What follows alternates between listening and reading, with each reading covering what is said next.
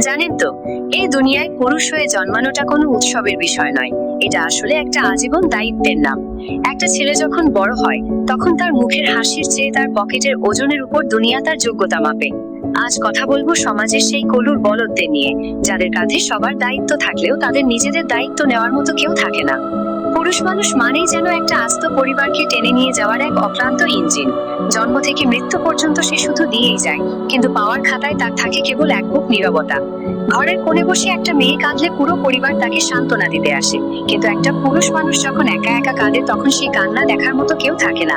এমনকি তার নিজের ছায়াটাও তাকে ছেড়ে যায়। তারা সবার দুঃখ কষ্ট দূর করার জন্য জন্মায়, কিন্তু তাদের নিজেদের মনের ভেতর যে কত বড় ঝড় বয়ে যায় তা শোনার ফুরসত এই পৃথিবীর কারণেই। পুরুষের এই নির্মম বাস্তবতার কথা যুগের পর যুগ বিখ্যাত ব্যক্তিরাও স্বীকার করে গেছেন। হুমায়ুন আহমেদ বলেছিলেন, পুরুষদের চোখ দিয়ে জল পড়ার অর্থ হলো সে আর সহ্য করতে পারছে না। তারা মুখ ফুটে কিছু বলতে পারে না, তাই চোখ দিয়ে কষ্টগুলো ছড়িয়ে দেয়। উইলিয়াম শেক্সপিয়ার পুরুষের দায়িত্ব নিয়ে লিখেছিলেন, একজন পুরুষকে অনেকগুলো চরিত্রে অভিনয় করতে হয় এবং প্রতিটি চরিত্রেই তাকে শক্ত থাকতে হয়, ভেঙে পড়ার কোনো সুযোগ থাকে না।